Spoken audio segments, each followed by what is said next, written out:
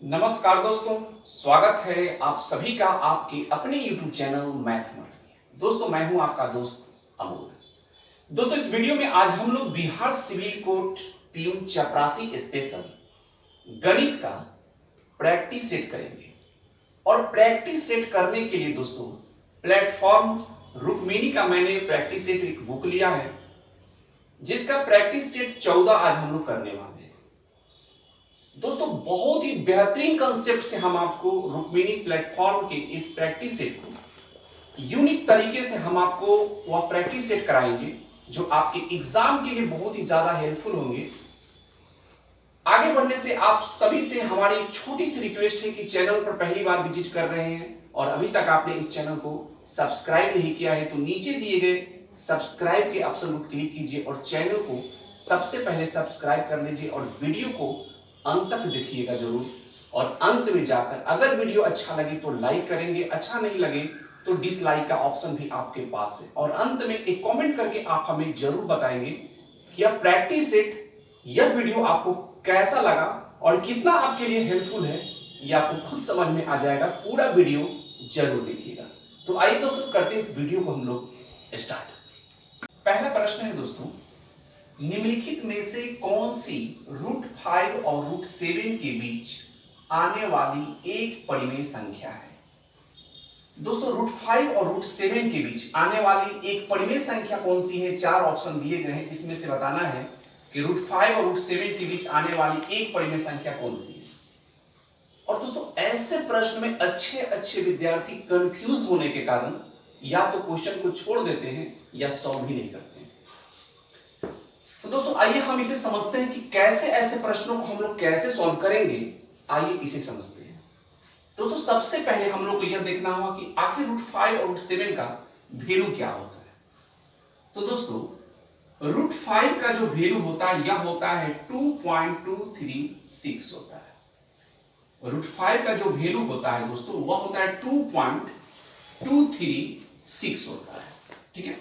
और √7 का जो वैल्यू होता है दोस्तों यह हो जाएगा 2.645 होता है। पहले समझिएगा ध्यान से, √5 का जो वैल्यू होगा वह हो जाएगा 2.236 और √7 का जो वैल्यू होगा वह हो जाएगा 2.645। अब दोस्तों इसी दोनों के बीच में हमें एक परिमेय संख्या हमें पता करना है, तो इसे हमने डेसिमल में, दशमलव में हमने बदल दिया। अब दोस्तों जो ऑप्शन दिए गए हैं इसे भी हम लोग डेसिमल में चेंज कर देते हैं। पहला ऑप्शन ए है दोस्तों 4 सही 1/5 यानी 4.1/5। तो दोस्तों 4 सही 1/5, तो 4 का हम 4 लिख देंगे और पॉइंट देंगे, ठीक है। और 1/5 का मतलब हो गया 0.2। क्लियर है, यानी 1 में 5 से भाग दीजिएगा तो 0.2 आएगा। तो डायरेक्ट हम 4 का 4 उतार दिए और 0.2 कर दिए, ठीक है। ये आपका ऑप्शन ए वाला हो गया। ऑप्शन बी में है दोस्तों क्या है 1 सही 1/5। तो 1 का हम 1 लिख दिए और 1 में 5 से भाग देंगे तो 1/5 का मतलब आ जाएगा 0.2। तो 0.2 यानी 1.2, ठीक है। ऑप्शन सी है दोस्तों 2 सही 2/5। तो ये 2 का मतलब 2 लिख दिए और 2/5 यानी 2 में 5 से भाग देना है। तो 2 में 5 से भाग दीजिएगा तो ये आ जाएगा 0.4 आ जाएगा, ठीक है। तो डायरेक्ट हम यहां 4 लिख देते हैं। फिर दोस्तों ऑप्शन डी में देखिए क्या है 3 सही 1/5। तो ये 3 का हम 3 लिखेंगे और 1/5 का मतलब क्या होता है, यानी 1 में आपको 5 से भाग देना है तो ये आएगा 0.2। तो डायरेक्ट हम यहाँ 2 लिख देंगे क्योंकि पॉइंट के बाद 2, ठीक है। 0.2 समझ रहे हैं दोस्तों ना। जैसे देखिए 3 सही 1/5, तो 3 का मैंने 3 सही 1/5 को कैसे चेंज कर रहे हैं उसे भी हम आपको समझाते हैं। ये 3 का मैंने 3 लिख दिया। अब 1/5 का मतलब क्या होता है, डेसिमल में चेंज करना है। तो जो बाई में है, जो फ्रैक्शन में है उसे हम लोग डेसिमल में चेंज करेंगे। तो 3 का 3 लिख दिया और 1/5 का मतलब हो गया दोस्तों कि 1 में 5 से भाग दीजिए।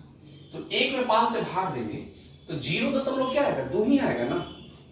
तो 0 दशमलव, तो 0 में 3 जोड़िएगा तो 3 नहीं आएगा, 0.2 वही डायरेक्ट हम लिख देते हैं, ठीक है। उम्मीद करता हूं कि ये बात आपको समझ में आ गया होगा और आपको समझना भी जरूरी है ऐसे प्रश्नों के लिए। नहीं तो दोस्तों आप उस मिक्स फ्रैक्शन क्या करोगे, फ्रैक्शन में तोड़ोगे, फिर डिवाइड करोगे, काफी टाइम लगेगा। चलिए ये समझ लिया आप लोग। अब दोस्तों कहा गया है कि √5 और √7 के बीच आने वाली परिमेय संख्या हमें बताना है। तो √5 का वैल्यू क्या है 2.236 और √7 का क्या वैल्यू है 2.645 होता है। तो 2 पॉइंट, इसमें भी 2 है तो 2 पॉइंट के बाद क्या है 23, इसमें क्या है पॉइंट के बाद 64। अब इसी दोनों के बीच में ही देखना है ना, तो ये 4.2 तो नहीं होगा, 1.2 भी नहीं होगा, ये भी नहीं होगा आपका, क्योंकि ये तो ज्यादा हो गया, ये भी ज्यादा हो गया और ये कम ही हो गया। तो दोनों के बीच में हमें पता करना है ना, तो दोनों के बीच में ऑप्शन सी आ जाएगा आपका 2.4। इसमें 2.2 है और इसमें 2.6 है, तो इसके बीच में ही आएगा ना 2.4। तो ऑप्शन सी आपका सही हो जाएगा। ऑप्शन सी बिल्कुल सही होगा, 2 सही 2/5। उम्मीद करता हूं दोस्तों कि यह प्रश्न आपको अच्छे ढंग से समझ में आ गया होगा। देखते हैं अगले प्रश्न को। अगला प्रश्न है दोस्तों, x = 5 और y = 2 पर 16x⁴ plus 25y⁴ minus 40x² का मान ज्ञात कीजिए। 4 ऑप्शन दिए गए हैं। अब दोस्तों इस प्रश्न को सॉल्व करना हर किसी के लिए इजी है, हर कोई कर सकता है, आप भी कर सकते हैं। करेंगे क्या आप कि x का वैल्यू जो 5 है और y का वैल्यू जो 2 है, उस समीकरण में, उस इक्वेशन में, जो इक्वेशन है आपका 16x⁴ plus 25y⁴ minus 40x²y, इसमें आप वैल्यू को रख दीजिएगा, x और y के वैल्यू को पुट कर दीजिएगा और पुट करने के बाद इस इक्वेशन को सॉल्व कीजिएगा तो आपका आंसर आ जाएगा। सही है आपका दिमाग, आप ये भी काम कर सकते हैं। लेकिन दोस्तों इससे भी अगर शॉर्ट तरीका अगर आपको बता दिया जाए तो क्या दिक्कत है? तो दोस्तों देखिए शॉर्ट कैसे कर सकते हैं। तो ये आप देखिए कि क्या हम इसे लिख सकते हैं 16x⁴ को लिख सकते हैं 4x² और सबका होल स्क्वायर, 4 का स्क्वायर 16x² का स्क्वायर कीजिएगा तो पावर 4 आ जाएगा। फिर दोस्तों 25y⁴ को आप लिख सकते हैं 5y² का होल स्क्वायर। ये हो गया आपका a² plus b² minus 2a। तो a की जगह पर क्या है आपका 4x² और b की जगह पर क्या है 5y²। गुना कीजिए, 2 में 4 से गुना कीजिएगा 8, 8 में 5 से गुना कीजिएगा 40 हो जाएगा, है कि नहीं, जो कि 40 आपका आ गया और x² y²। कहने का मतलब दोस्तों शॉर्ट भाषा में यह होगा आपका, यह हो गया आपका a प्लस b का होल स्क्वायर का ये फॉर्मूला हो गया, a² plus b² minus 2ab। किसका फॉर्मूला होता है? तो a माइनस b का होल स्क्वायर का फॉर्मूला होता है और ये फॉर्मूला पर है। और दोस्तों हम प्रश्न को ही देखकर, जो इक्वेशन दिया हुआ था वही हम लोग देखकर समझ जाएंगे कि हाँ ये तो a माइनस b के होल स्क्वायर के फॉर्मूला पर है। तो डायरेक्ट दोस्तों हम करते क्या, लिख देते कि a की जगह पर 4x² यानी a माइनस b, तो b की जगह पर है क्या 5y²।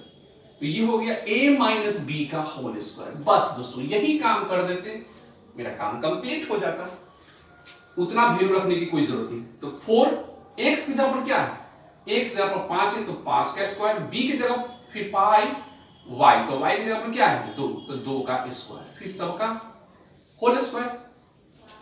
ये 4 हो गया और 5 का स्क्वायर करेंगे तो ये 25 हो जाएगा। फिर दोस्तों 5 और 2 का स्क्वायर करेंगे तो ये 4 हो जाएगा। इस प्रकार यह हो गया 25 में 4 से गुना करेंगे यह हो जाएगा 100 माइनस 5 में 4 से गुना करेंगे यह हो जाएगा आपका 20 सबका स्क्वायर। 100 में से 20 जाएगा ये हो जाएगा 80, 80 का स्क्वायर कर दीजिए, तो 80 का स्क्वायर करेंगे तो ये हो जाएगा 6400 और यही आपका सही आंसर होगा। देखेंगे ऑप्शन में 6400 कहां है, तो भाई 6400 ऑप्शन में है ही नहीं, यानी दोस्तों ऑप्शन आपका गलत दिया हुआ है यहाँ पे, ठीक है। ऑप्शन में आपका 6400 नहीं दिया है जो कि बिल्कुल गलत है, ऑप्शन में ऑप्शन ही गलत दिया हुआ है। सही आंसर क्या होगा, करेक्ट आंसर आपका 6400 ही होगा और यही आपका सही है। उम्मीद करता हूं दोस्तों कि समझ में आपको आ गया होगा। दोस्तों मेरा मकसद है कि बिहार सिविल कोड पियून चपरासी की इस परीक्षा में कमजोर से कमजोर विद्यार्थी भी बैठे एग्जाम में तो गणित को प्रश्नों को देखते ही देखते सॉल्व करे और वह भी सीख जाए। जो बहुत कमजोर है गणित में उन्हें भी गणित समझ में आया। देखते हैं दोस्तों अब अगले प्रश्न को। अगला प्रश्न है दोस्तों, यदि माध्य इक्वल टू 3 माध्यिका 3 गुने माध्यिका माइनस बहुलक और सबका बाई पी है तो पी का मान क्या होगा। क्वेश्चन को आप लोग समझ गए होंगे, क्वेश्चन क्या कह रहा है और क्वेश्चन में क्या लिखा है ये भी आप लोग समझ लिए।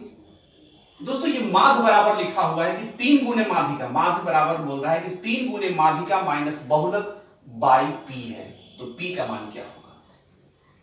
दोस्तों हम लोग बचपन से पढ़ते हुए आ रहे हैं कि माध्य का जो फॉर्मूला होता है, यानी संबंध होता है माध्य माध्यिका बहुलक में एक रिलेशन होता है, मीन मीडियन मोड में एक रिलेशन होता है, संबंध होता है, उसे समझिएगा और आप लोग जानते भी होंगे। क्वेश्चन में कुछ है नहीं, अगर आप माध्य माध्यिका बहुलक के रिलेशन संबंध को आप जानते होंगे तब तो आप आंसर को पकड़ लिए होंगे, क्या ऑप्शन, कौन सा ऑप्शन सही है। देखिए दोस्तों, माध्य माध्यिका बहुलक में रिलेशन क्या होता है, 2 गुने माध्य होता है, 2 गुने माध्य बराबर 3 गुने माध्यिका माइनस बहुलक यह संबंध होता है दोस्तों, और यह संबंध आपको पता भी होगा कि 2 गुने माध्य बराबर 3 गुने माध्यिका माइनस बहुलक, यह संबंध होता है। कहने का मतलब दोस्तों यह हो गया, तो इसे हम लिख सकते हैं क्या, माध्य बराबर आपका हो जाएगा 3 गुने माध्यिका माइनस बहुलक, और ये आपका 2 जो मल्टीप्लाई में 2 कहां जाएगा, बाई में आ जाएगा 2। और दोस्तों जो प्रश्न में जो दिया हुआ है वह क्या दिया हुआ है, वह दिया हुआ है कि माध्य बराबर 3 गुने माध्यिका माइनस बहुलक बाई पी, यानी सब का बाई पी, यही तो दिया हुआ है। तो दोस्तों माध्य बराबर जो ये फॉर्मूला हो, ये सूत्र होता है, माध्य बराबर 3 गुने माध्यिका माइनस बहुलक बाई 2, लेकिन प्रश्न में दिया है माध्य बराबर 3 गुने माध्यिका माइनस बहुलक बाई पी। तो पूछ रहा है कि पी का वैल्यू क्या है भाई, पी का मान क्या है।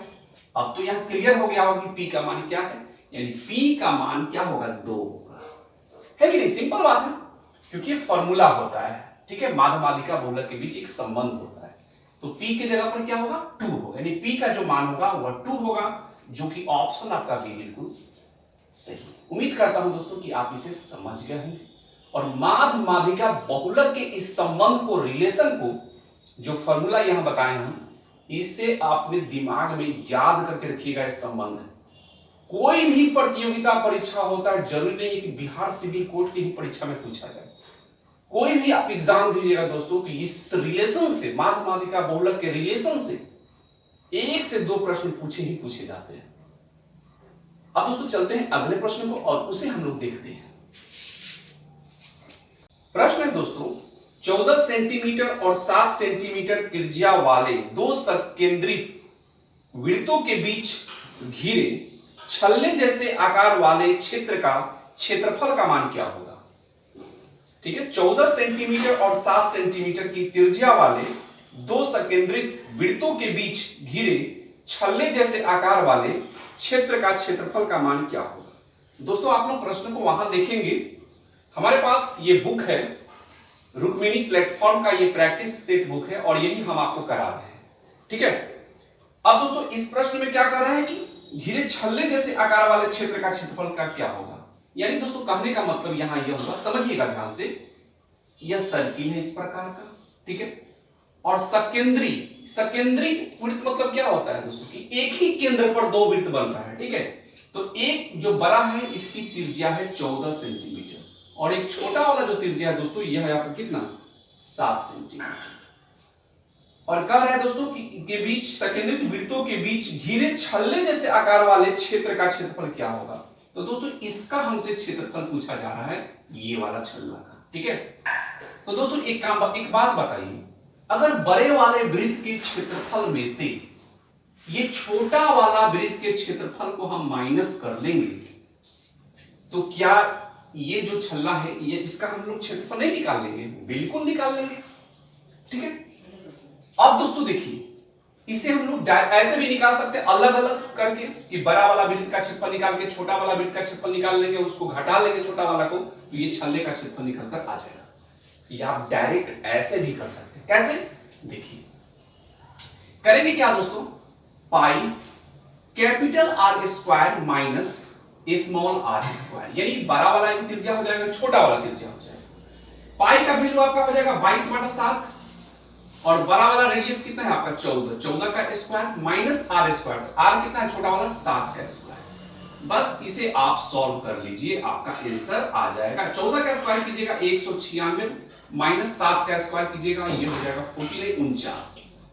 तो ये हो जाएगा 22/7 और 196 में से 49 घटाइए तो 16 में से 9 गया, ये हो जाएगा आपका 7 और ये हो जाएगा 8 में से 4 गया, ये हो जाएगा 4 और ये का एक रह गया। इस प्रकार से काटेंगे तो 7 दूना 14 और 7 इकाई 7। अब बच गया 22 गुने 21 और 22 में 21 से गुना कर दीजिए, ठीक है, 22 में 21 से गुना कर दीजिएगा। तो 22 में 21 से गुना करिएगा तो कितना आ जाएगा, ये आ जाएगा 2 2 ये 4 4, ठीक है, हाँ 2 दूना 4 और ये फिर 2 दूना 4, यानी आ जाएगा आपका कितना 462, ठीक है, 462 आपका निकल कर आ जाएगा सेंटीमीटर स्क्वायर। और यही दोस्तों आपका छल्ले घिरे छल्ले जैसे आकार वाले क्षेत्रफल का क्षेत्र का क्षेत्रफल होगा 462 सेंटीमीटर स्क्वायर। उम्मीद करता हूं दोस्तों कि आपको ये समझ में आ गया होगा। ऑप्शन सी आपका सही है। देखते हैं अगले प्रश्न को। अगला प्रश्न दोस्तों 55 नंबर, यदि 51 और 85 का महत्तम समापवर्तक HCF 51 m माइनस 85 के रूप में निरूपित किया जाता है तो m का मान क्या होगा। प्रश्न है दोस्तों कि प्रश्न में कह रहा है कि 51, देखिएगा दोस्तों 51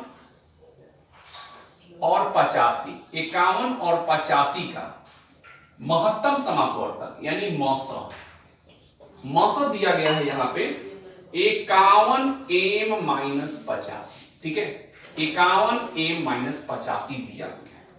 करें 51 और 85 का महत्तम समापवर्तक 51 m माइनस 85 यहाँ दिया हुआ है, ठीक है, के रूप में निरूपित किया गया है, तो m का मान क्या होगा यह हमसे कहा जाए।